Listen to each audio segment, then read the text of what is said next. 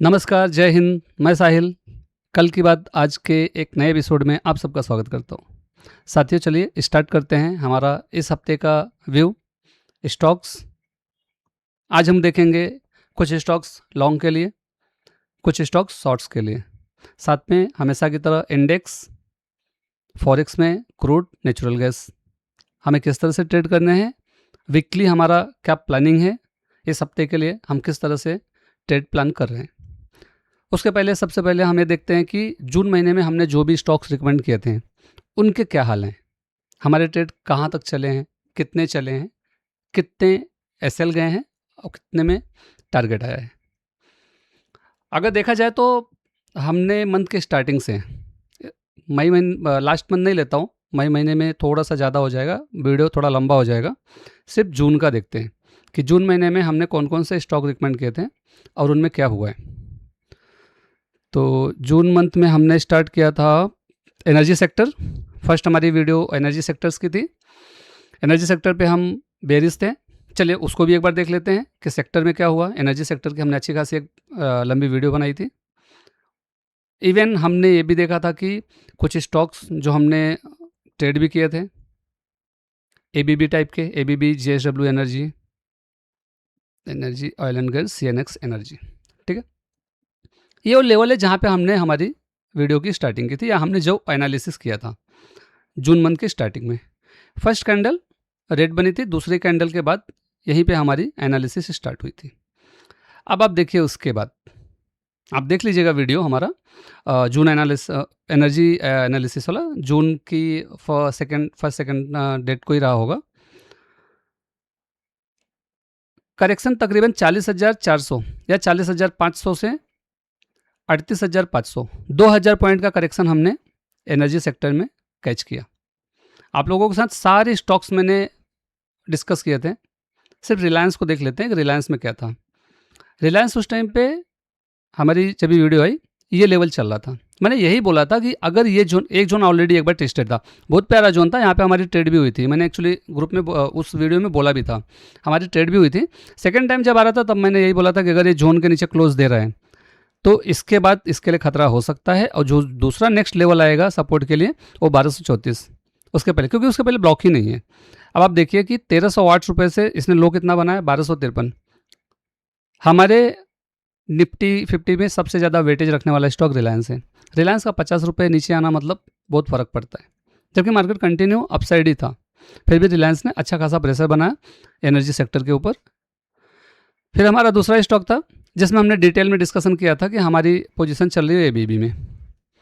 ABB में हमारी position यही थी, हमने ट्रेड ली थी, इसलिए हमें अच्छे से याद है। मैंने ये भी बताया था, बेस कैंडल इसने बनाया टॉप पे, अच्छा खासा सप्लाई जोन था, यहीं पे बेस कैंडल पे, यहीं पे हमने सेलिंग की थी। अब देखिए रीटेस्ट के बाद कितना अच्छा सॉफ्ट फॉल आया, एक अच्छी खासी गिरावट इसमें आ गई थी, फिर से उसी टॉप पे पहुंच गए। अब अगर इस टॉप के ऊपर निकला तो आगे ऊपर एक लिक्विडिटी वाला एरिया 7,555 वो रोकेगा, अदरवाइज ये टेस्टेड जोन है। तो अब यहाँ पे ट्रेड का हमारा कोई प्लान नहीं है। दूसरा मैंने ये भी बोला था, जेएसडब्ल्यू में भी हमारी हमारी पोजीशन चल रही है। जेएसडब्ल्यू एनर्जी भी टॉप पर से ठोका हुआ था, टॉप पर से सेल था, अच्छा खासा करेक्शन 593 वाला हमने 548, मतलब 550 पे तो हम निकल गए थे, बट इसका लो जो बना है 547 548 का बना है। तो उस टाइम पे हमारा जो एनालिसिस था एनर्जी सेक्टर के लिए, बाकायदा हमने थंबनेल में भी दिया था कि जून महीने में एनर्जी सेक्टर में ट्रेड सेल करके पैसा बनेगा। अच्छी खासी सेलिंग आई। फिर उसके बाद हमारा स्टॉक था, अभी स्टॉक पे आ जाते हैं, एनर्जी सेक्टर हो गया, अभी स्टॉक पे आते हैं। तो उसके बाद उसके नेक्स्ट एपिसोड में हमने एपीएल अपोलो, नाटको और एसबीआई की एनालिसिस की थी। एपीएल अपोलो देखते हैं, लॉन्ग के लिए थे हम यहाँ पे, शॉर्ट के लिए नहीं थे। एपीएल अपोलो का ये वाला लेवल छोटा ही लेवल था, एक्चुअली इसमें 75 का सप्लाई जोन था, इसलिए मैंने बोला भी था कि छोटा ही टारगेट आएगा। अब देखिए छोटा ही टारगेट यहाँ पे इसने दिया था, ये वाला 1856, 1855 या फिर 1860 का हमारा एक टारगेट था, हमारा टारगेट आ गया था। एपीएल अपोलो में बड़े टारगेट नहीं थे क्योंकि 75 मिनट का जोन ऊपर दिख रहा था, सप्लाई जोन। नो डाउट नाटको में हमारा एसएल हुआ, एक एसएल हमारा हुआ। नाटको का बहुत अच्छा प्यारा सा जोन था, एग्रेसिवली नहीं था, कंजर्वेटिव एंट्री थी। कंजर्वेटिव एंट्री से 1:2 मिला। कंजर्वेटिव एंट्री देखा जाए तो 896, एसएल कितना था 884, 12 रुपये का एसएल था, उसके अगेंस्ट में 896 से इसने जो हाई बना 941, हमें बोल सकते हैं कि 1:2 आ गए। बट इतने अच्छे जोन, इतनी बड़ी सॉफ्ट फॉलिंग के बाद हमें एक अच्छा बड़ा टारगेट चाहिए था, तो हमने इसमें एक्चुअली एसएल लिया था। हमने छोटा प्रॉफिट बुक नहीं किया था, हमने इसमें एसएल लिया था, तो नाटको में हमारा एसएल गया था।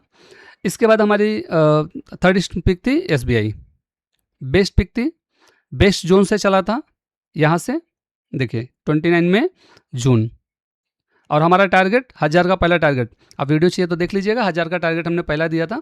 1000 का टारगेट देने के पीछे का रीजन वही 75 मिनट का सप्लाई जोन। देखिए जब कभी भी प्राइस डेली के जोन से चल रहा है तो हम 75 मिनट को एक सप्लाई जोन के लिए या फिर एक रोकने का जो एरिया होता है, हम उसको एज अ रजिस्टेंस मार्क करते हैं। यहाँ पर लिक्विडिटी का एरिया था 1000 रुपये पे, राउंड फिगर नंबर भी था, तो हमने प्लान किया कि हम यहाँ पर एक बार को बुक कर लेंगे, हमने बुक भी कर लिया था। क्लियर। फिर उसके बाद अब तो ये सप्लाई जोन में आ गया है, अब तो ऊपर ब्लॉक है, अभी कुछ नहीं करना इसमें एसबीआई में। फिर हमारी एक पिक थी अशोक लेलन, आप लोगों ने देखी कितनी अच्छी चली अशोक लेलन। मैं आपको स्ट्रक्चर दिखाता हूँ। हमारी एंट्री कहाँ पे थी, ये जोन के नीचे, हमने यहाँ पर एंट्री ली, एक कैंडल जोन के नीचे गई। हमारा जो थियरी है, हमारी थियरी क्या है, किसी भी जोन के नीचे एक कैंडल क्लोज हो, उसके नीचे प्राइस जाएगी तो हम ऐसा लेंगे। इसने जोन के नीचे कैंडल की क्लोजिंग दी, अब इसके नीचे प्राइस जाता था तो हमारा एसएल होता था, बट हमारा एसएल हुआ नहीं। उसके बाद इतनी बड़ी कैंडल गैप के साथ ओपन, हमारा 1:2 का टारगेट होता है, इसमें तो 1:3 1:4 हमको मिला अशोक लेलन में। इसके बाद अशोक लेलन के साथ वाला जो दूसरा स्टॉक था कोरोमंडल, कोरोमंडल पे मैं बहुत बुलिश था, मैंने बोला भी था मेरे सभी लर्निंग ग्रुप्स में, चैनल पे, हर जगह बोला था कि कोरोमंडल तो चलेगा ही चलेगा। रीजन था ये जोन जो कि मंथली वीकली का कोइंसाइड जोन था डेली के साथ। आप देखिए हमारा जो एंट्री था, ये देखिए एकदम एग्रेसिव भी अगर किसी ने एंट्री ली तो 1770, अगर किसी ने कंजर्वेटिव एंट्री ली तो 1740 1750, 1770 से भी हम काउंट करें तो 1770 से हाई देखिए 2080, 300 रुपये की रैली नॉन स्टॉप। कैंडल्स की साइज देखिए, ये हमने एकदम परफेक्ट स्ट्रक्चर पकड़ा हुआ था, और अभी भी इसमें सब कुछ खत्म नहीं हुआ है। इसका हमारा टारगेट 2300 का है, बट यहाँ पे 50% क्वांटिटी हम एग्जिट कर चुके हैं और थोड़ी क्वांटिटी हम होल्ड कर रहे हैं। इसका हमारा नेक्स्ट टारगेट ये सप्लाई जोन, क्योंकि 75 मिनट में कोई ढंग का सप्लाई जोन नहीं है। ये देखिए ये जो 75 मिनट वाला सप्लाई जोन है 217 वाला ऑलरेडी टेस्टेड है, तो रोक सकता है लेकिन प्राइस को रिवर्स नहीं करेगा। तो हम 2300 वाला सप्लाई जोन एक बार को टारगेट के लिए लेके चल रहे हैं। तो कोरोमंडल हमारा एकदम बोल सकते हैं कि हमारा ट्रेड रॉकेट बना। फिर उसके बाद हमारी एंट्री हुई इंड्योरेंस और AWL में। AWL पहले देख लेते हैं।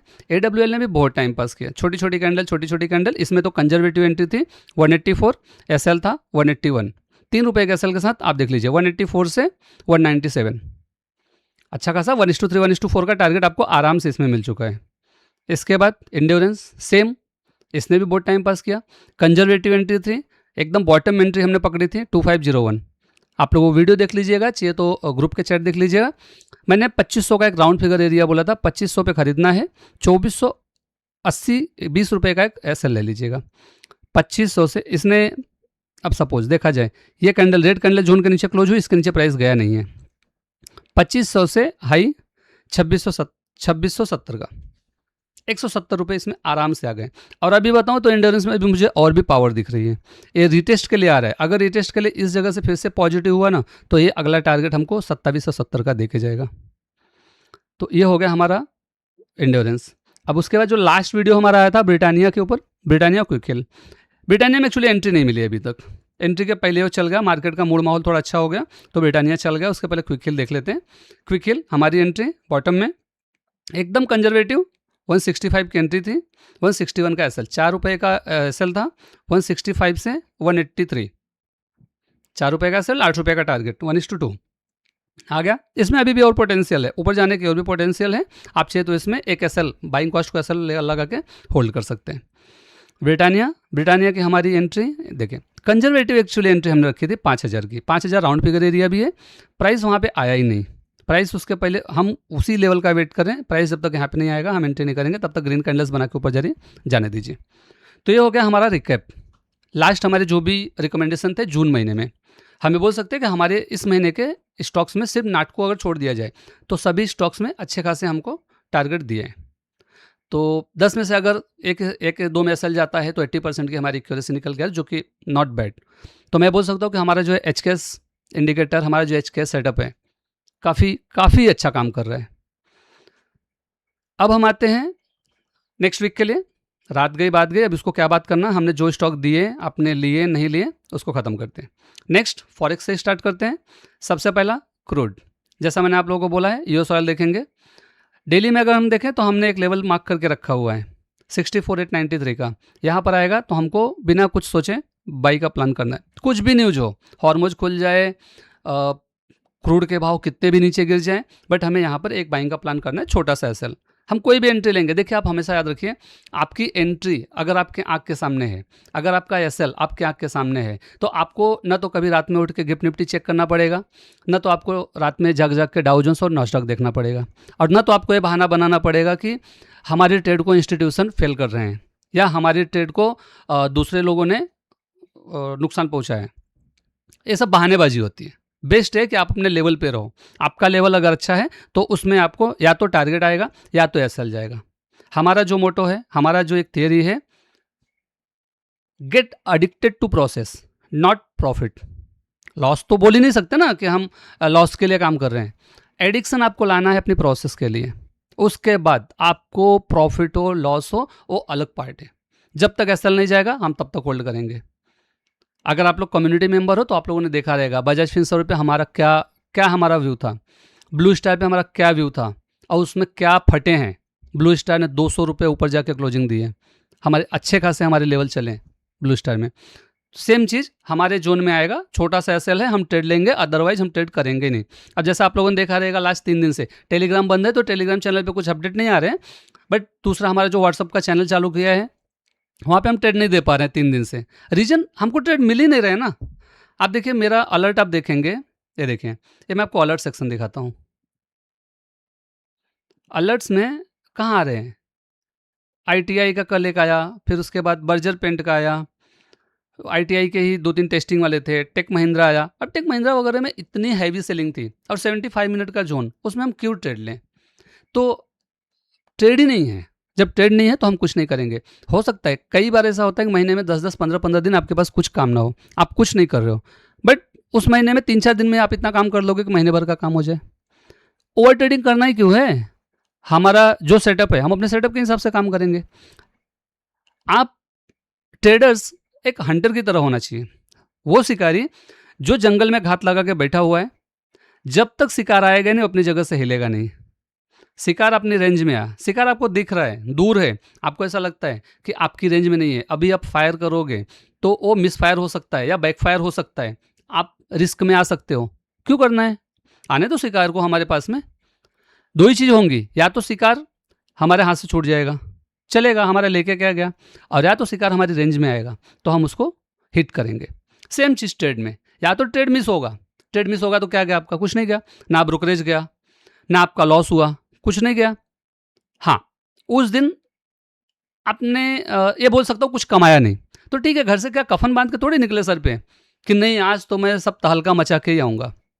ट्रेड हमारे लेवल पे आएगा, ट्रेड हमारी जोन में आएगा, हम तभी ट्रेड करेंगे, अदरवाइज नहीं करेंगे। ठीक है, यूएस ऑयल हमारा ये जोन है डेली का। अब डेली के बाद एग्जीक्यूशन टाइम फ्रेम देखें तो आवरली का जोन, जब प्राइस नीचे आ रहा था तो ये देखिए रिब्लॉक वाले एरिया में जाके यहीं से रिवर्सल कर रहा है, ये रिब्लॉक वाला एरिया है। रिब्लॉक मतलब लास्ट आप वीडियो देख लीजिएगा चैनल पे, रिब्लॉक की पूरी सेटिंग समझाइए। जहाँ पे हमारा डिमांड जोन होता है, डिमांड जोन टूटने के बाद या सप्लाई जोन टूटने के बाद वो एरिया रिब्लॉक बन जाता है, और रिब्लॉक फिर से छोटा मोटा रिएक्शन देता है। अब उसी रिब्लॉक एरिया में है, ऐसा कोई जोन मुझे नहीं दिख रहा है जहाँ पे मैं आपको बोलूँ कि आप ट्रेड करिए। ये छोटा सा एक लिक्विडिटी का एरिया छोड़ देंगे। अब ये न्यू फ्रेश डिमांड जोन है, इसमें भी एसएल बहुत बड़ा हो रहा है, और डिमांड भी हमारे जो डिमांड जोन है, हमारे जो बायर्स हैं, बायर्स भी एग्रेसिव नहीं है, एकदम कंजर्वेटिव है, तो छोड़ दीजिए। अदरवाइज इसमें भी अगर किसी को करना हो तो एकदम छोटा एसएल 73.250 पे आप एक लॉन्ग की पोजीशन बना लेना। न्यूज के साथ मत चलना कि क्रूड के भाव बहुत नीचे गिरने वाले हैं, इसमें हमको क्रूड में हम बहुत कमा के निकल जाएंगे, ऐसा कुछ होगा नहीं, आप लपेटे जाओगे। 73.250 ये लेवल है, 72.900 एक पॉइंट 350 का आप एसएल लेके इसमें ट्रेड एक कर सकते हो आवरली पे।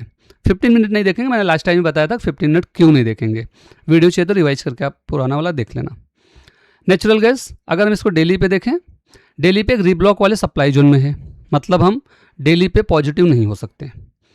आवरली में अगर देखें, आवरली में एक सप्लाई जोन में प्राइस ने फर्स्ट टाइम एग्रेसिवली हिट किया, सेकंड टाइम कंजर्वेटिव एंट्री दिया, अब यहाँ से नीचे आने के पूरे चांसेस हैं। अच्छा, नीचे आएगा तो नीचे एक लिक्विडिटी वाला एरिया है 3.104 पे, जो कि ऑलरेडी कई बार टेस्टेड है, तो हो सकता है इसको भी ब्रेक करके और नीचे आए, और नीचे आएगा तो कहाँ पे 2.950।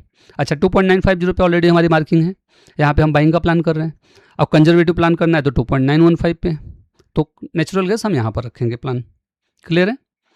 अब आ जाते हैं निफ्टी। निफ्टी का क्या रोल है? डेली पे अगर देखें कोई जोन नहीं, 75 मिनट पे देखें कोई जोन नहीं, हमने मार्किंग करके रखी है वो दिखाता हूँ आपको। अब हम आते हैं 15 मिनट, हमारे एग्जीक्यूशन टाइम फ्रेम। लास्ट वाली वीडियो में ये एक सप्लाई जोन बताया था कि ये सप्लाई जोन है 23,755, गैप अप हुआ, प्राइस उसके ऊपर गई, ये जोन खत्म, अब इस जोन की कोई वैल्यू नहीं। उसके बाद दूसरा एक जोन दिया हुआ था 24,204, 24,200 कंजर्वेटिव दिया था, उस जोन में जाने के बाद रिएक्शन आया है 24,190 समझिए, 10 पॉइंट पहले से ही रिएक्शन आ गया है, एक सेलिंग आ गई। सेलिंग आने के बाद कल भी चैनल में हम लोगों ने, व्हाट्सएप चैनल में हम लोगों ने एक डिस्कस किया था कि पहला सपोर्ट जो बनेगा, ये कल के दिन का कैंडल्स है, पहला जो सपोर्ट बनेगा ये 23,925, 927, कल देखिए यहीं से सपोर्ट लिया और बाउंस किया। दूसरा सपोर्ट यहाँ पे बनता था 23,800 पे। आप देख लीजिएगा चैनल में, ये चीज़ें चैनल में अवेलेबल है। कल के फर्स्ट सपोर्ट जोन से ही बाउंस किया, अगर वहाँ से नीचे आता था दूसरा एक सपोर्ट जोन हमारे पास और भी था। क्लियर है?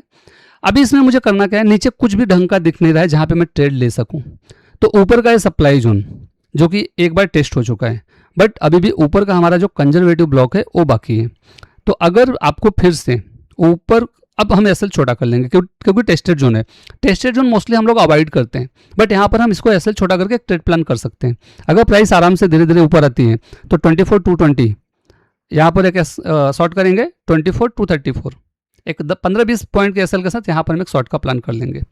अगर इसके ऊपर प्राइस निकल जाती है तो ऊपर आपके पास दो लेवल आ रहे हैं, एक लिक्विडिटी वाला लेवल, ये देख लेता हूँ, टेस्टेड है, लिक्विडिटी वाला लेवल टेस्टेड है, फिर भी छोटा लेवल है तो आप प्लान कर सकते हो 24,485, मार्क कर देता हूँ, 24,480 एक लेवल है, और इसके जस्ट ऊपर ये रीब्लॉक वाला एरिया है 24,550, तो 24,480, 24,540 ये दोनों लेवल पे एक छोटी मोटी सेलिंग आ सकती है, पर डेल्टा नहीं है इसलिए मैं कॉन्फिडेंट नहीं हूँ। हमारी ट्रेडिंग आप सबको पता है टोटली डेल्टा के ऊपर डिपेंडेंट, अगर डेल्टा नहीं है तो हमें कॉन्फिडेंस नहीं आता। ये सारी चीज़ें हमें सपोर्ट करती हैं, जैसे ये सपोर्ट करती हैं, बट यहाँ पर हम एकदम कॉन्फिडेंस से ट्रेड नहीं लेते हैं, हम यहाँ पे प्रॉफिट बुकिंग का प्लान करते हैं। तो अगर इन दोनों लेवल में आता है तो आप छोटे मोटे ट्रेड छोटे मोटे एसएल के साथ ले सकते हो। बैंक निफ्टी पे आ जाते हैं। बैंक निफ्टी में एक लेवल, ये डेल्टा वाला जोन, चलिए डेली से स्टार्ट करते हैं। Bank Nifty daily gap fill हो गया, ये वाला गैप फिल होने के बाद ही प्राइस थोड़ी सी निगेटिव हो गई है। क्लियर है? अब ये गैप फिल करने के लिए ऊपर जाते समय यहाँ पे ये भी गैप बना दिया, एक गैप यहाँ पे बना दिया, एक गैप यहाँ पे बना दिया, ये दोनों गैप भी फिल होंगे, तो ये दोनों गैप फिल होने के लिए प्राइस को तो नीचे आना ही पड़ेगा, गैप थ्योरी यही कहती है।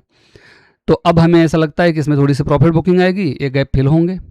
फिर भी हम लेवल्स पे चलते हैं। लेवल्स में 75 पे क्या है, हमने ऊपर का एक लेवल मार्क करके रखा है, ये 58,866, जब तक उस लेवल पे जाएगा नहीं सेलिंग का कोई प्लानिंग है नहीं। ये सेलिंग का प्लानिंग था, गैप अप हुआ, इसके ऊपर खुला तो ये जोन खत्म हो गया मेरा। यहाँ पर सेलिंग का प्लान था, इतनी बड़ी कैंडल्स है, इसने जोन को ब्रेक किया, नहीं चले ये दोनों जोन, नहीं चले, हमको मौका नहीं मिला, हमने नहीं किया था कुछ। अब अच्छा डेल्टा भी नहीं था यहाँ पे, अब यहाँ पे 75 मिनट का डेल्टा है, तो हम प्लान करेंगे अगर आता है 58,850 तो हम यहाँ पर सेलिंग की प्लानिंग करेंगे बैंक निफ्टी में। 15 मिनट में अगर हम जोन देखें, 15 मिनट में ये एक डेल्टा वाला जोन था, देखें प्राइस जब गैप अप हुई थी डेल्टा वाले जोन में गई, वहीं से प्राइस गिरी है नीचे, फिर से सेकंड टाइम उसको रिटेस्ट किया। अब प्राइस जहाँ पे है, सीएमपी पे देखा जाए, प्राइस जहाँ पे है उसके जस्ट ऊपर एक लिक्विडिटी वाला एरिया है, वही प्राइस को लास्ट ट्रेडिंग डेज मतलब कल के दिन में टाइम पास कर रहा था। अब ऊपर या नीचे क्या है, ऊपर हमारा ऊपर का लेवल जो ऑलरेडी मार्क है 58,850 वाला, उसके पहले एक रिब्लॉक एरिया है 58,534, थोड़ा सा प्राइस को रोक सकता है। नीचे आया, ये वाला गैप फिल हुआ, अगर ये डेल्टा वाला एरिया भी बन गया है, एक गैप फिल हुआ, इसको मार्क कर देता हूँ 56,858, ग्रीन लाइन कर देते हैं इसको। फिर अच्छा, ये जो सप्लाई जोन ख़त्म हो चुका है, इसको कैंसिल करते हैं। अब कल के लिए मतलब नेक्स्ट ट्रेडिंग डेज के लिए 56,858, यहाँ पर हमारी बाइंग की एक प्लान बनेगी। एसएल छोटा सा 56,737 का, क्लियर है। और ऊपर अगर आता है तो रीब्लॉक, और रीब्लॉक के ऊपर हमारे 58,838, ये सप्लाई जोन का वर्क करेगा, क्लियर है। Nifty bank Nifty. फिर इसके बाद अब हम आते हैं हमारे 2 स्टॉक। फर्स्ट लॉन्ग का स्टॉक। लॉन्ग में मुझे इस हफ्ते के लिए मुझे जो पसंद आ रहा है वो है सोलेक्स। टॉप डाउन अप्रोच कर लेते हैं एक बार। सोलेक्स में क्या है,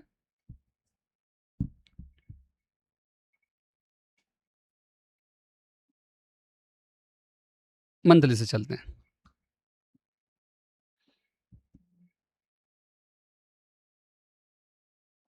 मंथली का कोई जोन नहीं है। वीकली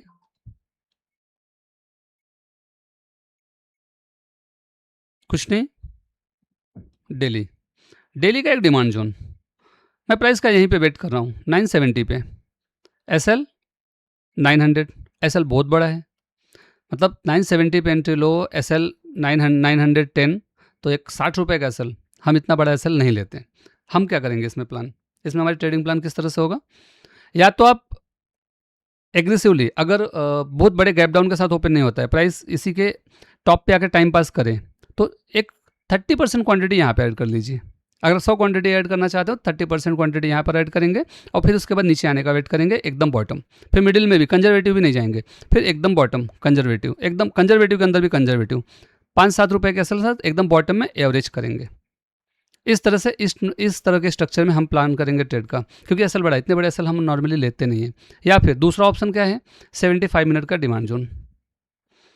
सेम जहाँ पे हमने मार्किंग किया हुआ है वहाँ पे कोई 75 मिनट का डिमांड जोन है क्या, तो ये है 950, टेस्टेड है, लेकिन टेस्टेड सेम वही जैसा हमने एक TMPV में देखा था, passenger Tata Motors passenger vehicle में, कि प्राइस गैप डाउन हुई और वह गैप डाउन ओपनिंग होकर दूसरे दिन सीधा गैप अप ओपन हुआ था, या गैप अप होकर ऊपर निकल गया था, तो ये जोन पूरी तरह से ख़त्म नहीं हुए थे। तो हम ये प्लान कर सकते हैं कि अगर हम इतना बड़ा एसएल नहीं लेना चाहते हैं तो यहाँ पर एक प्लान करें, 941 पे हम एंट्री ले लें, और 932 7 रुपये के एसएल साथ हम सोलेक्स में लॉन्ग हो सकते हैं।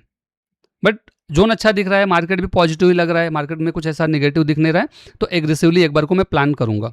मैं पर्सनली इसमें एग्रेसिवली प्लान करूंगा 30% क्वांटिटी के साथ, उसके बाद नीचे की क्वांटिटी एकदम बॉटम में दूंगा। ये हो गया मेरा लॉन्ग के लिए। शॉर्ट के लिए है मेरे पास पेट्रोनेट। डिस्क्लेमर कि पेट्रोनेट में ऑलरेडी मेरी एक ट्रेड चल रही है। जोन अच्छा है, सेलर्स अच्छे खासे हैं, बायर्स वीक हैं, सेलर्स एग्रेसिव हैं। प्राइस एक बार एकदम मतलब प्रोक्सिमल लाइन से चल चुकी है, तो हम क्या करेंगे इसमें, मतलब हमने क्या किया है कि हमने एकदम टॉप पे उठाया हुआ है, टॉप पे सेल किया हुआ है। अच्छा, प्राइस ने क्या किया है, जोन में एकदम टॉप में एक बेस कैंडल बनाई और वहीं से नीचे आ रही है, तो ये सेलिंग का मुझे एक अच्छा खासा स्ट्रक्चर दिख रहा है। तो पेट्रोनेट में मैं सेलिंग का प्लान करूंगा। मेरा इसमें जो टारगेट होगा वो 75 मिनट का जोन, और 75 मिनट का जोन दूर है, इसलिए जस्ट मैं इसमें सेलिंग का प्लान किया है कि इसमें टारगेट मेरे बड़े आएंगे। अगर यहाँ से नीचे आता है, कल का जो भी लो है 285 के नीचे आता है, तो आप लोग इसमें एक प्लान कर सकते हो। सबसे पहले तो गैप फिल होगा, तो 274, मतलब 10 रुपये तो आपको यहीं पे मिल गया। और उसके नीचे ये जो जोन है, ये जो डिमांड जोन है 75 मिनट का, ये एक मैग्नेट का काम करेगा, ये प्राइस को नीचे लेके आएगा तकरीबन 260। तो 285 से 260 ये मेरे पास एक लेवल निकल के आ रहा है 25 रुपीज़ का। एक जो गैप है, ये गैप को मैं प्ले करने की तैयारी कर रहा हूँ। जो एकदम सेफ ट्रेडर है वो 10 रुपये पे निकल जाएं, इस गैप के फिल होते हैं 75 मिनट के, इस गैप को फिल करते ही यहाँ पे प्रॉफिट बुक कर लें। या तो फिर ये जो दूसरा गैप है और ये डिमांड जोन, ये डिमांड जोन इस गैप की वजह से बना है, यहाँ पर हम फाइनल अपना टारगेट बुक करेंगे 260। क्लियर। सोलेक्स में हम पॉजिटिव हैं, पेट्रोनेट में हम निगेटिव हैं। तो साथियों, नेक्स्ट वीक के लिए ये है हमारी strategy, crude, natural gas, Nifty, bank Nifty और इन 2 स्टॉक्स के ऊपर। मिलते हैं फिर नेक्स्ट वीडियो में। तब तक के लिए अपना ख्याल रखिए, ट्रेड करते रहिए, प्रॉफिटेबल रहिए। जय हिंद, जय महाराष्ट्र।